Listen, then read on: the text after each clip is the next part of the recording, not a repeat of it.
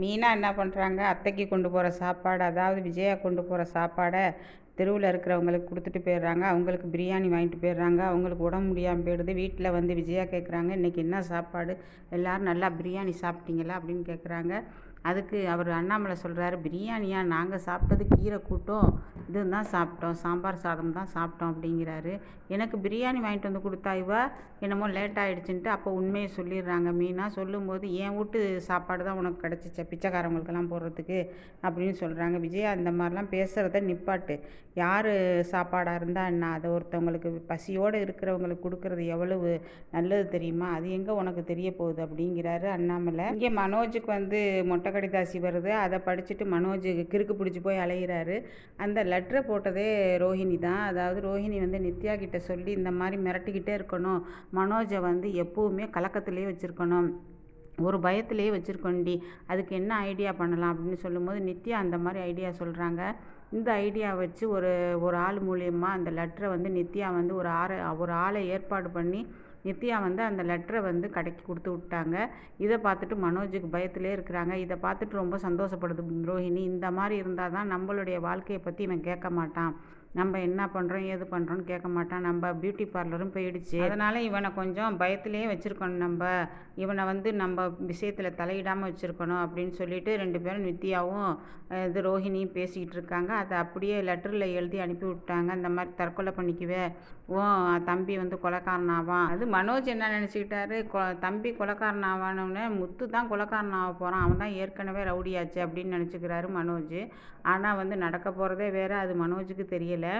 இங்கே வந்து இவர் குழம்பிக்கிட்டே இருக்கிறாரு. அப்போ அவங்க அம்மா கூப்பிட்டு, சரி இப்போ இதை வந்து இந்த லெட்டரை வந்து யார்கிட்ட காமிக்கிறது, யார்கிட்ட சொல்கிறது அப்படின்னு சொல்லி நினைக்கிறாரு.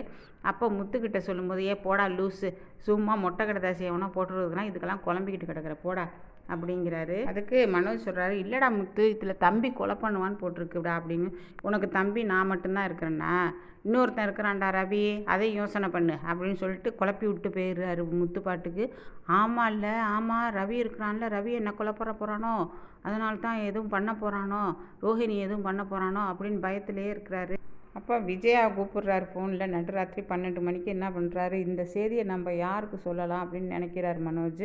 உடனே அம்மாவுக்கு தான் சொல்லணும் இந்த மெசேஜை அப்படின்னு சொல்லிட்டு என்ன பண்ணுறாரு, அம்மாவுக்கு ஃபோன் அடிக்கிறாரு.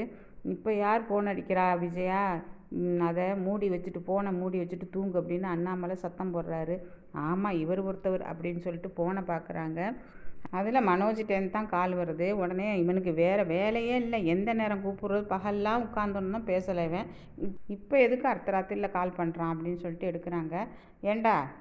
ஏண்டா காலையிலேருந்து ஹாலில் தாண்டா உட்காந்துருந்தேன், அப்போயே பேசலாம்லடா, இப்போ போய் என்னத்தடா பேச போகிற, ஏம்மா ஒரு முக்கியமான செய்தி இருக்குமா, நீ இங்கே வெளியில் வாமா அப்படிங்கும்போது, அங்கே முத்துவும் மீனாவும் படுத்துருக்குறாங்கடா அப்படின்னு. ஏம்மா நீ வேற, நீ மாடிக்கு வாமா அப்படிங்கும்போது மாடிக்கு போகிறாங்க விஜயா.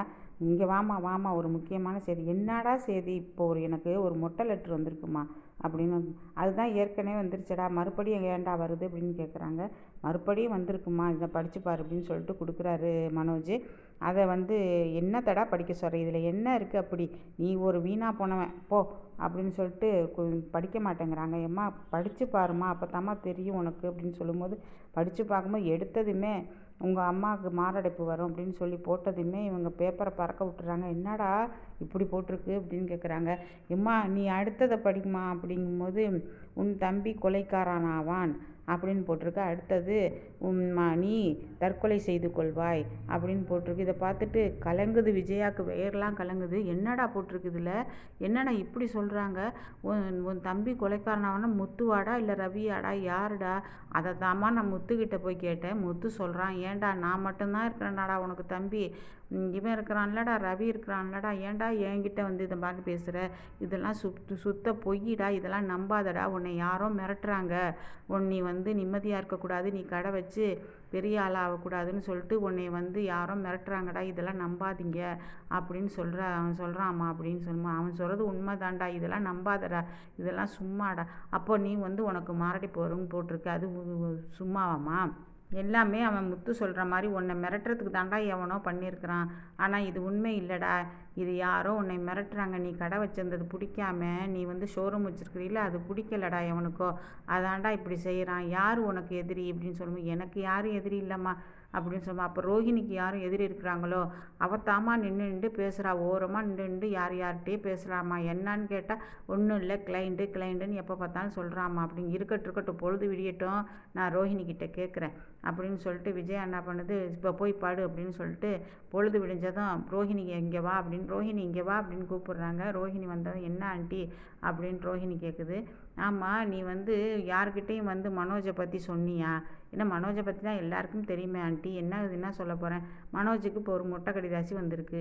அதில் இந்த மாதிரி எழுதியிருக்கிறாங்க. அவன் ரொம்ப பயத்தில் இருக்கிறான்.